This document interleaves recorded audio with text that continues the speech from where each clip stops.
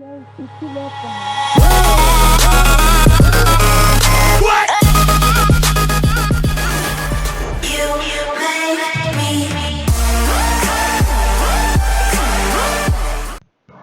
hello, ladies and gentlemen. Welcome to Kyle the Pug's Sports Review Show, episode number 12. That is right. That is numero number 12. Or I don't know how to say it in Spanish. It's like Contose or something. I have no idea. But anyways, welcome to the show. I'm Kyle the Pug, a.k.a. Kyle Lodi, and we got 3 topics for you to talk about here today on Kyle the Pug's Sports Review Show. It's going to be the hot topics that's going around currently, and of course the hotter topics that everybody's talking about, from yesterday on to today. So let's bring in, of course, an individual who is apparently playing with his cat and also trying to not get caught by his uncle again to go shopping. It's Cowboy Nick.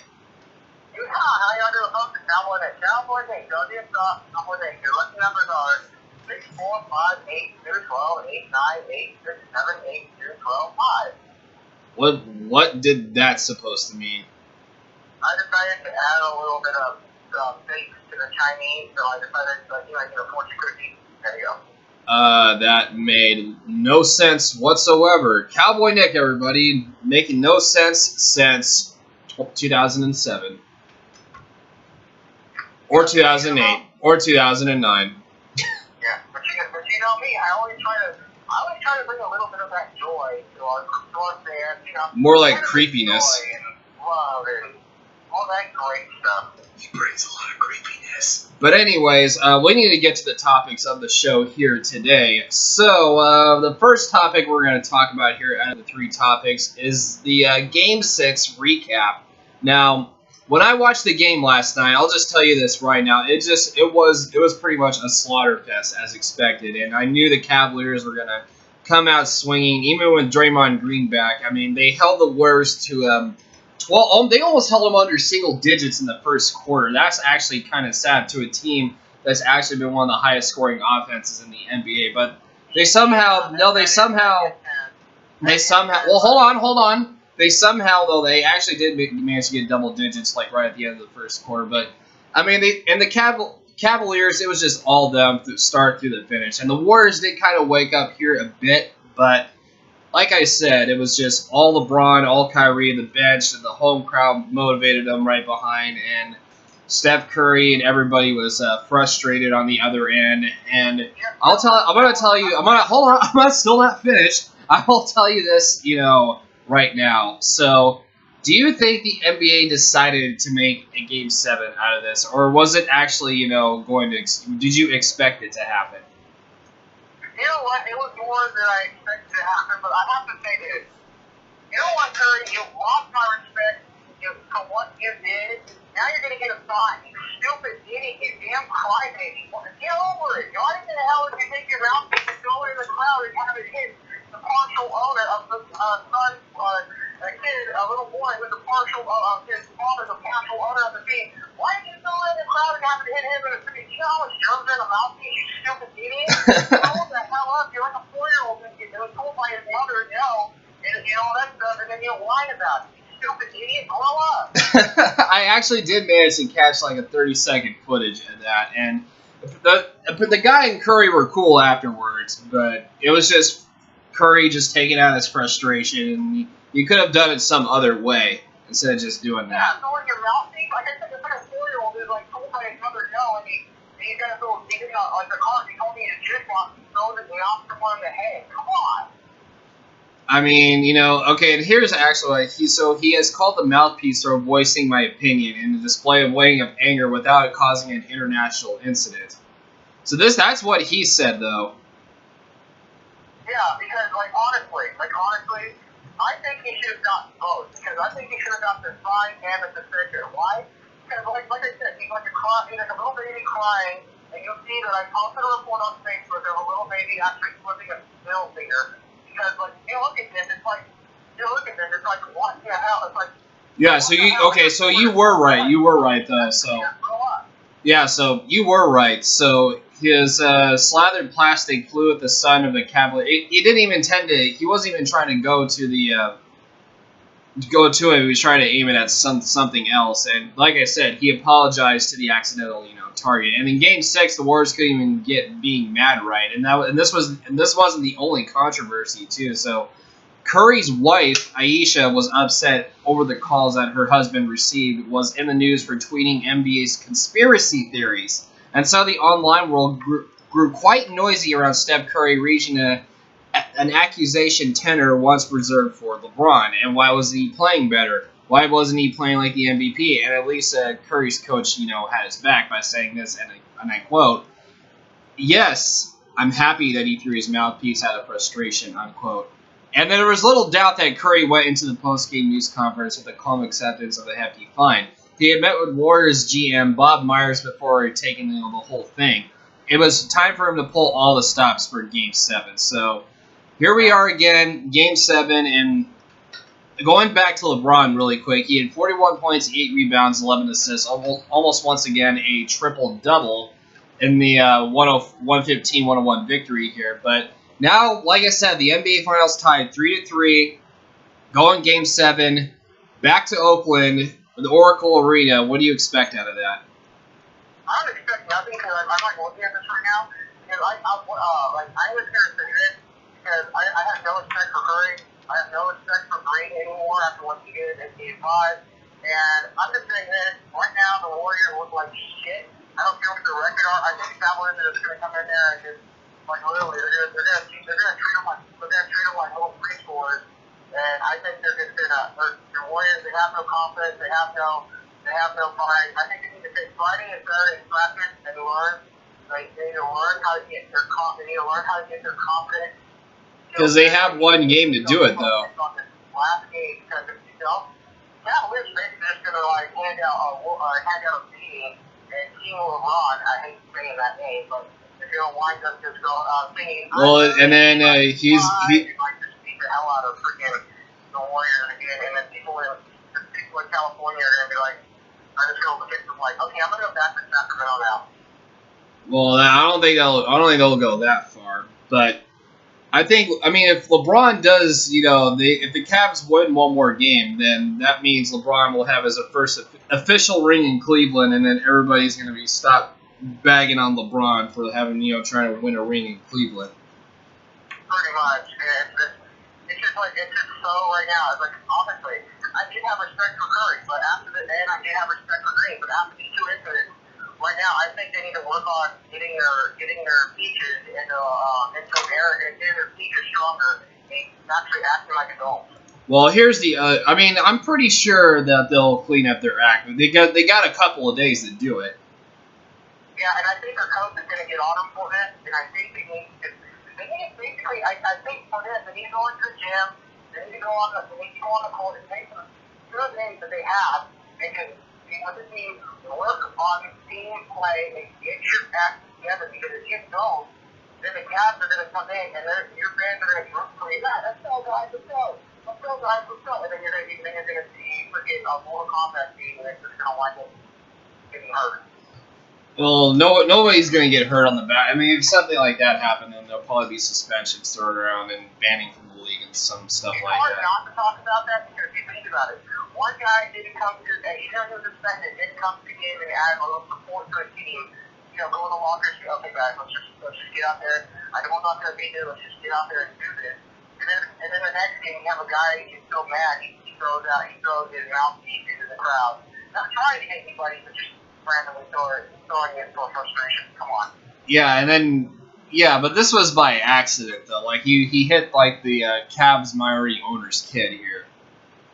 Yeah, pretty much. And now the Cavs are going to be even stronger on Sunday, because you look at the Cavs right now.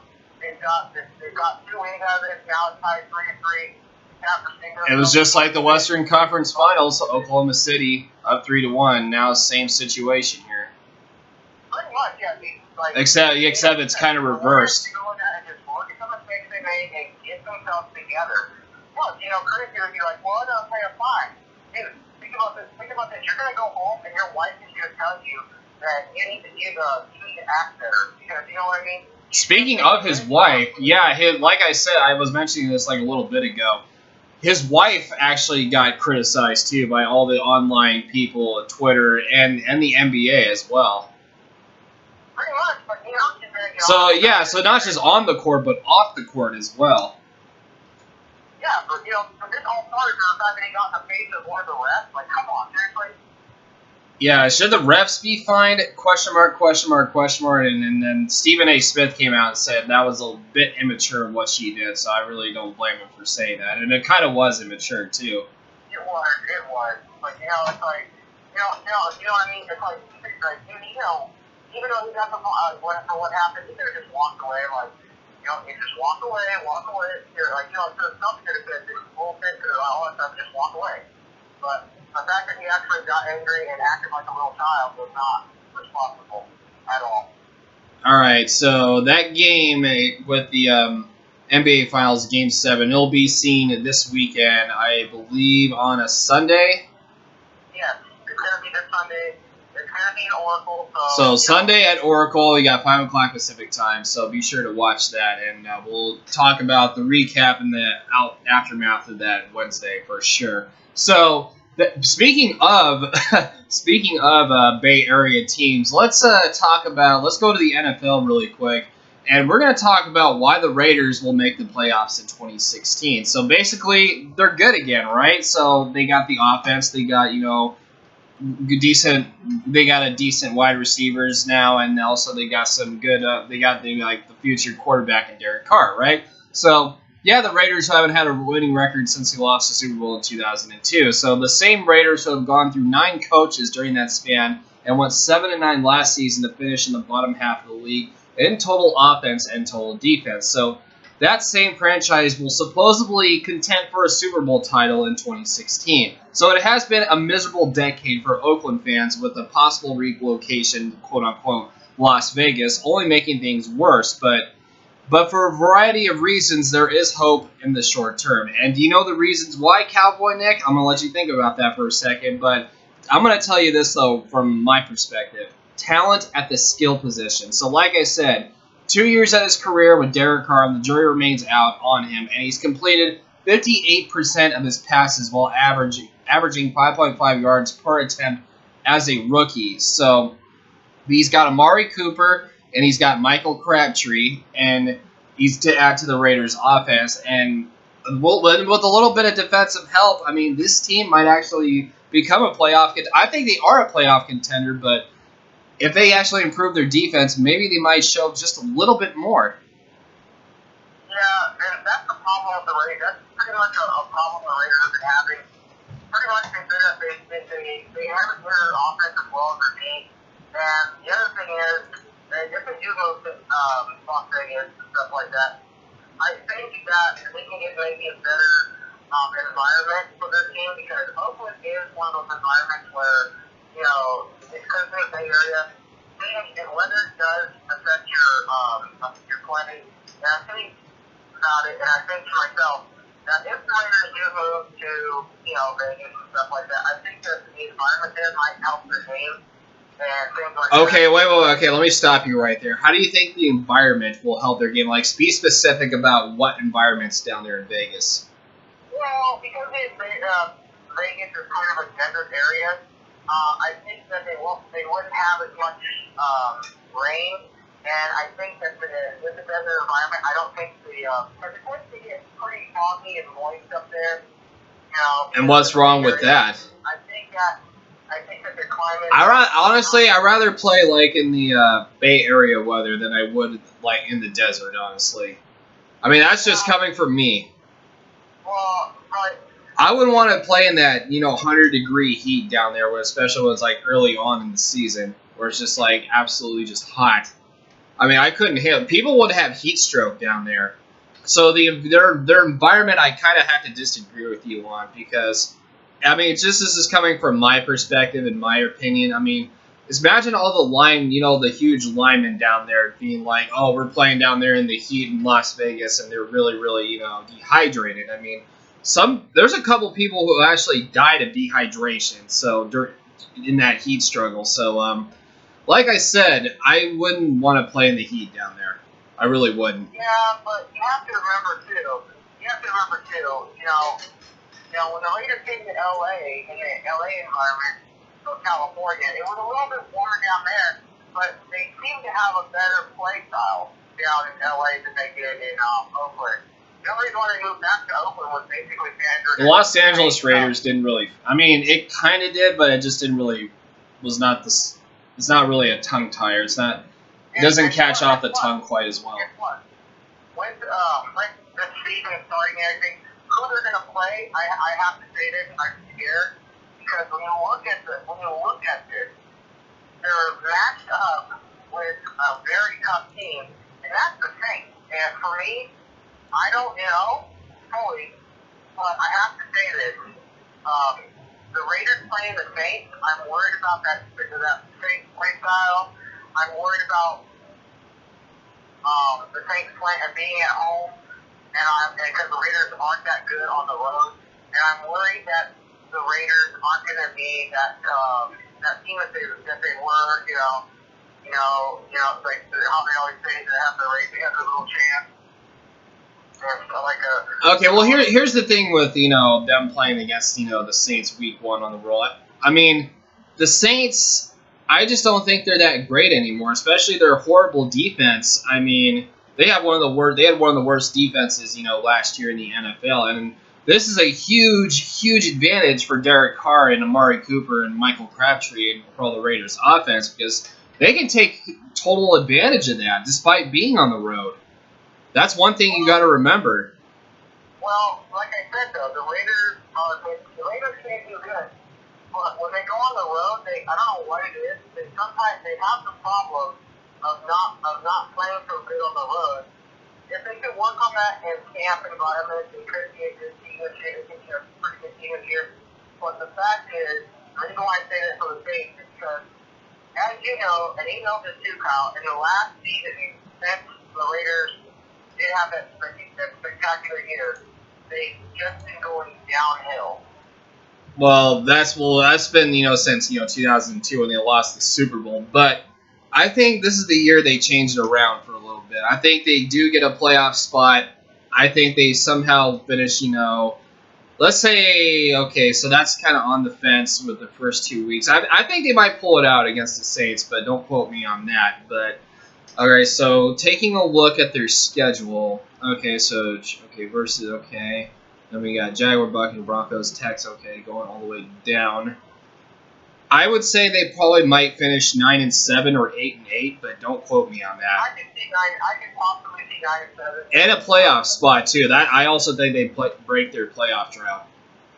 Yeah, that could happen. But another team in the division that I'm worried about, and I do worry about this team, is the Chiefs.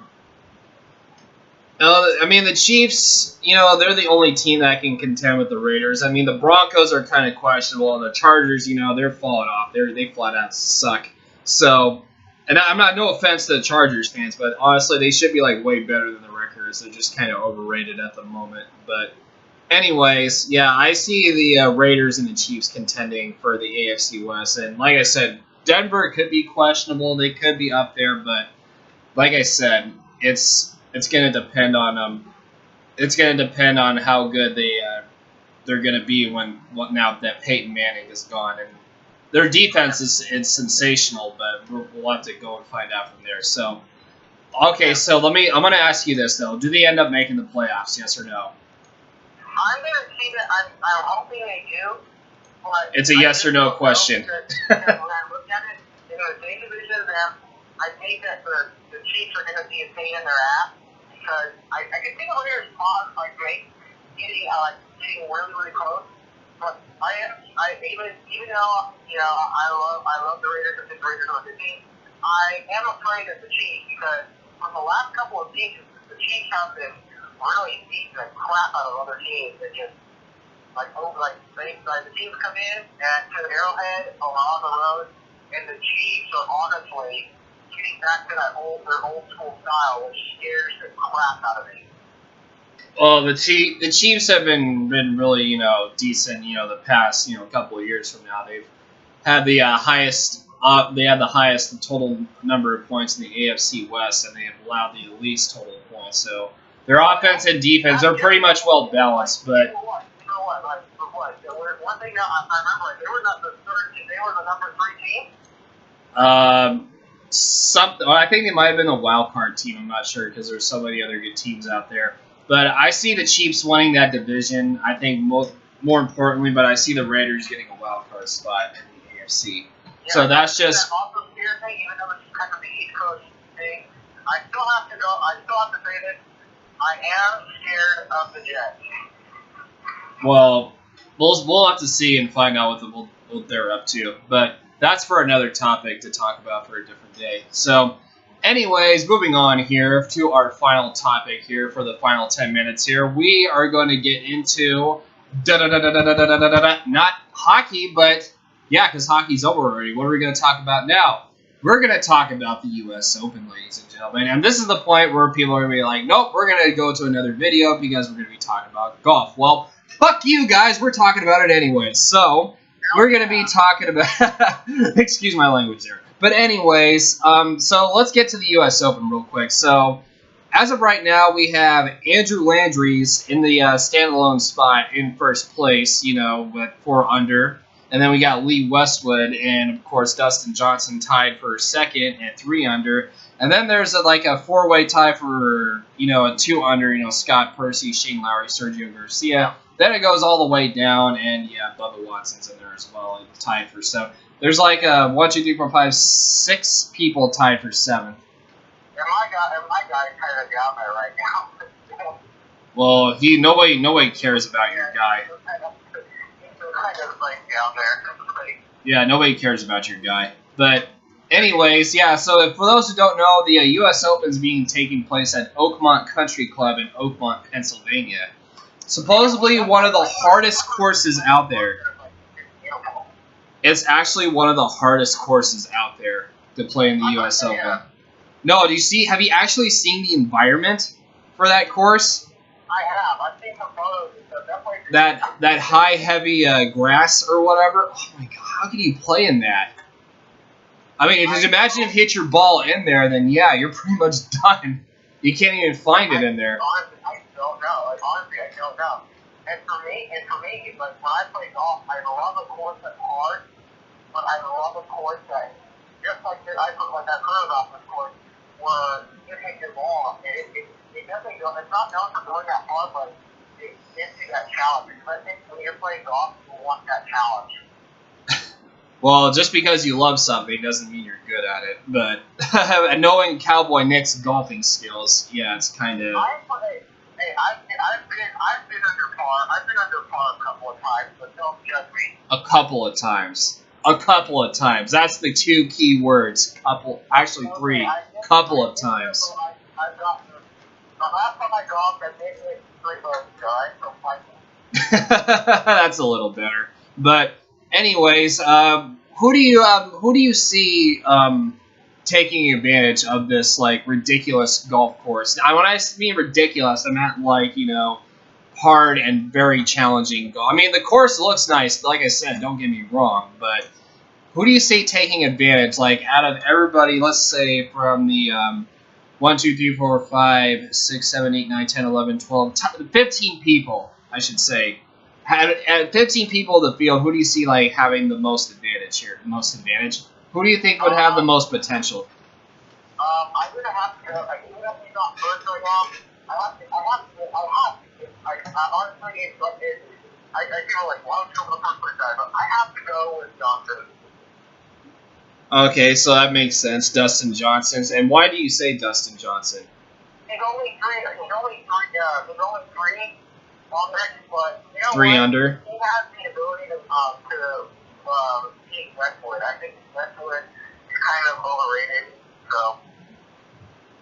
Well, I mean, Lee Westwood's not really that overrated, but if you want to talk about people saying golfers are overrated, talk about what's the guy, Rory McIlroy, and I would say Jordan Spieth, but actually, excuse me, I'm actually, yeah, he was last year's U.S. Open champion for 2015, and now he's kind of nowhere on the list. So now you got all these guys trying to go up for that spot, and it's going to be kind of interesting fight to see, though, nevertheless. Yeah, Yeah, but like I said, I just think Johnson has the ability, because I've heard Johnson is very keen on his long balls. Like, I hear when he goes in for putts and stuff, I've heard he honestly takes it very seriously, and he analyzes his putts very, very well. All right, well, notice that on the leaderboard, it's still round 1. Now, it's Friday would normally be round 2, right? But they had to stop play due to weather conditions, so that's why they're continuing with round 1. Yeah, but, you know, like, you have that's pretty much how I told people, like, towards the city and golf, like we were talking about the last show, we're like, yeah, I love golf, I love doing it. I know you're lying, because, like, it's just like, I'll ask someone, oh, who's your golfer? Tiger Woods, I'm like, he's retired now. No, I mean, he's not retired. He's just been out of action for quite some time. Yeah. So technically, he's not retired. Yeah, but just because I'll play that joke on them just to see what they say. They're like, No, they're not going to be that stupid. Some people are. So. Well, you maybe. Huh? I said you are.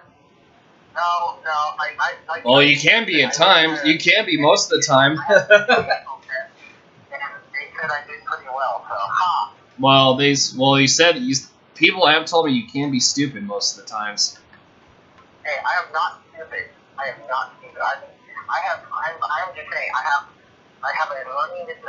a disability. I'm not stupid. Spell future. I have what's called epilepsy. I said spell future. My future, I see myself as Beverly Hills. I said spell it. Spell future. Oh my god. See, this is what I'm saying. Cowboy Nick, you are stupid most of the times. You're proving my point right now. I'm not mentally retarded. I'm not one of those guys who are like, I'm asking you to spell a word and you're not doing it. You're avoiding this. You're avoiding the fucking answer. I'm not avoiding them. Then spell future then. Do it. No balls, you won't do it. Give me a quarter and I'll do it. Like I said, no balls, you won't do it. I have big balls. I have plenty of girls. I have balls. Well, you know the funny part? Real quick, ask me if I care. I know you don't care, but they are. They said they don't even love you in the sumo wrestler, but come on, let's go. Wait, real quick. Did I ask? Yes. No, I didn't. Wrong answer. Anyways, so I'm going to go back real quick. Okay, before we were getting out of hand there. Real quick, I want to give you my advantage to a golfer who I think will probably come out, probably like in the next few rounds or so. I got to go with my boy Bubba Watson. I mean, he's not power hungry, but he's got a lot of power in his swing. He's a left-hander, like, of course, yours truly, and he can actually get the job done when he can. So I'm hoping Bubba Watson can actually, take advantage of the situation at the U.S. Open. A lot of words. When I think of Bubba Watson, I think of a guy who plays logistically as well, but I think of him as a guy who is one of those guys who he does a lot of calculus.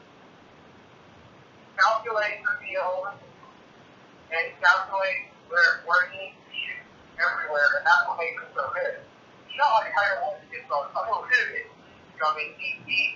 I mean, Tiger Woods was a calculator too, like not a calculator, to do for math problems and such, but he would calculate shots too when he was in his prime.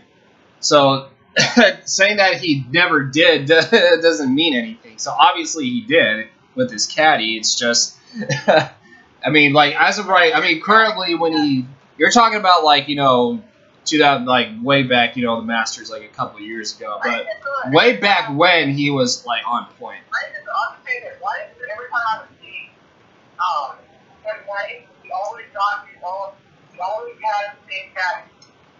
Say that again, because you're in the other room, and I cannot hear you. But doesn't the whole thing is supposed to get a new caddy? For each event, you're supposed to have a new caddy? That's not exactly true. But I've heard that. There's rules that say you're supposed to get a new caddy. Well, I don't know what I mean. If you have the same connection and trust you have with your caddy, then you can pretty much keep him. Then it's not a big deal. So yeah, that's what just like that's a lot of times a lot of golfers I've seen that happen where they have the same guy over and over again. So it's like, Well, I mean, like I said, you gotta build the trust, and it's perfectly normal to have the same caddy. I mean, if you were like a true watcher of golf, you would understand that.